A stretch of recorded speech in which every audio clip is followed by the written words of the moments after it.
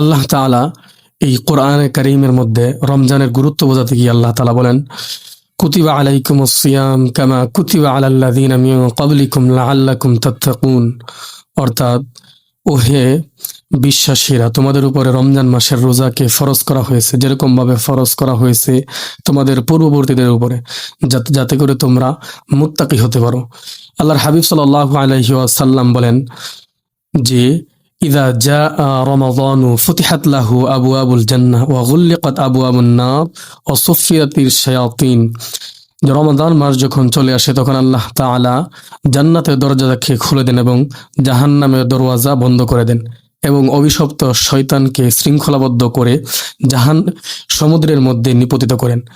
আল্লাহর হাবিব সাল্লাল্লাহু আলাইহি ওয়াসাল্লাম আরো বলেন, মান সামা রমাদানা ঈমানান ওয়া ইহতিসাবান গুফিরা লাহু মা তাকাদ্দামা মিন যামবি।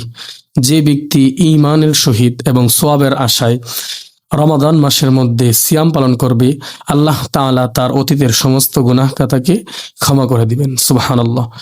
এবং শুধু তাই নয়, আল্লাহ তাআলা কোরআনের মধ্যে বলেছেন যে এই রমাদান মাস হচ্ছে এমন একটি মাস যেই মাসের মধ্যে আমি কোরআনকে অবতীর্ণ করেছি।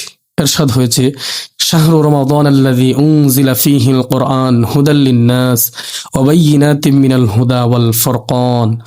অর্থাৎ রমাদান মাস হচ্ছে এমন একটি মাস যেই মাসের মধ্যে কোরআন অবতীর্ণ হয়েছে। আমরা আমাদের রমজান মাসকে গুরুত্ব দিব, এই মাসটাকে পরিপূর্ণ ইবাদতের মধ্যে কাটাবো। বাকি আরো যে 11 মাস আছে আমরা আমাদের নিজেদের জন্য টাকা পয়সা, বাড়ি গাড়ি, স্ত্রী সন্তান, এই সব কিছুর পিছনেতে ঘুরি। বাকি এই রমজান মাসটাকে আমাদেরকে কাজে লাগাতে হবে। এই জন্য রমাদান মাসের মধ্যে আমাদের সবচেয়ে গুরুত্বপূর্ণ যে আমলগুলা করব, এর মধ্যে 1 নাম্বার হচ্ছে রমাদান মাসের মধ্যে আমরা পুরো রমাদান মাসকে রোজা রেখে কাটাবো। দ্বিতীয় আমল হচ্ছে রমাদান মাসের মধ্যে আমরা নামাজগুলো সঠিকভাবে আদায় করব। বিশেষ করে ফরজ যেই সালাত আছে এই ফরজ সালাত, তারপরে হচ্ছে তারাবিহ এর নামাজ, তারপরে হচ্ছে তাহাজ্জুদের যেই নামাজ আছে এই নামাজ। আর তাহাজ্জুদের নামাজের জন্য রমাদান মাস হচ্ছে সবচেয়ে বেস্ট এবং সবচেয়ে সহজ একটি মাস। কারণ আমরা যখন সাহরি খাওয়ার জন্য উঠি তখন আমরা ইচ্ছা করলেই এই যে তাহাজ্জুদের নামাজ আছে এটা পড়ে নিতে পারি। তারপরে হচ্ছে এই রমাদান মাস হচ্ছে এমন মাস যেই মাসে কোরআন অবতীর্ণ হয়েছে। 3 নাম্বার আমল হচ্ছে আমরা বেশি বেশি করে কোরআন তেলাওয়াত করব।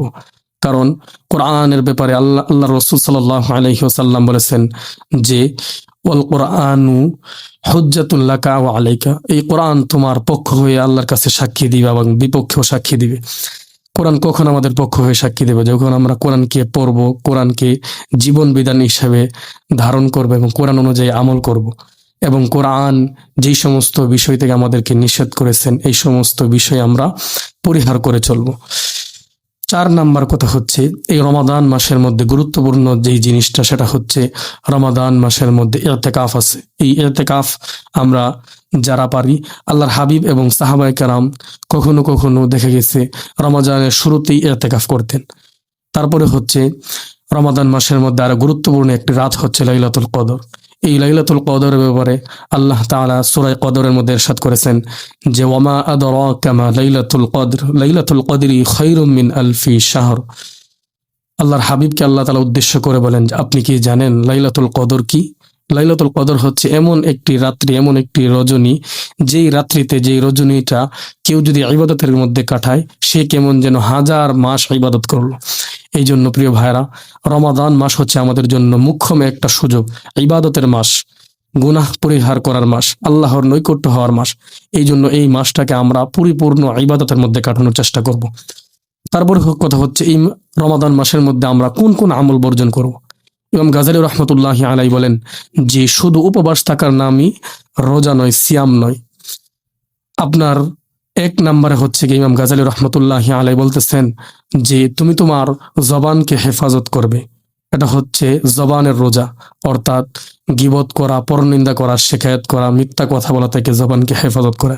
2 নম্বর হচ্ছে চক্ষু দ্বারা যত রকমের অশ্লীল ভিডিও, গান আছে এগুলো না দেখা এবং পরনারী না দেখা, এটা হচ্ছে চোখের রোজা। 3 নম্বর হচ্ছে কান, এই কানের রোজা আছে। কানের রোজা হচ্ছে কান দিয়ে যত রকমের অশ্লীল গান আছে, অশ্লীল বাদ্য আছে এইগুলা না শোনা। কান দিয়ে কোরআন তেলাওয়াত শোনা, তাফসির শোনা, হাদিস শোনা, আরো যত ভালো জিনিস আছে এইগুলা শোনা, এটা হচ্ছে কানের রোজা। 4 নাম্বার হচ্ছে আমার অঙ্গ প্রত্যঙ্গ, আরো যে অঙ্গ প্রত্যঙ্গ আছে, লজ্জা স্থান, হাত পা, এইগুলাকে গুনাহ থেকে হেফাজতে রাখা। 5ম নাম্বার হচ্ছে অতি ভোজন না করা। অর্থাৎ রমজান মাস আসলেই আমরা দেখা যায় একটা আমোদ প্রমোদ ফুর্তি আনন্দের মধ্যে লেগে যায়। বিভিন্ন খাবার, বিভিন্ন বাহারের আইটেম আমরা করে খাবার খাই, খানা দানার আয়োজন করি। না, এইগুলো না। রমাদান মাস আল্লাহ তাআলা আমাদেরকে দিয়েছিনি যাতে করে আমরা আমাদের কুপ্রবৃত্তিকে দমন করতে পারি। আর কুপ্রবৃত্তি দমন তখনই হবে যখন আমরা এই রমাদান মাসের মধ্যে অল্প করে খাবো এবং অতি ভোজন না করব। কারণ বেশি খেলে কুপ্রবৃত্তি দমন হয় না। এই জন্য এই রমাদান মাসের মধ্যে আমরা এই 5টি জিনিস পরিহার করে চলার চেষ্টা করব। আল্লাহ পাক রব্বুল আলামিন আমাদের সকলকে এই কথাগুলি বুঝে আমল করার তৌফিক দেন। সুবহানাকাল্লাহুম্মা ওয়া বিহামদিকা আশহাদু আল্লা ইলাহা ইল্লা আনতা আস্তাগফিরুকা ওয়া আতুবু ইলাইক।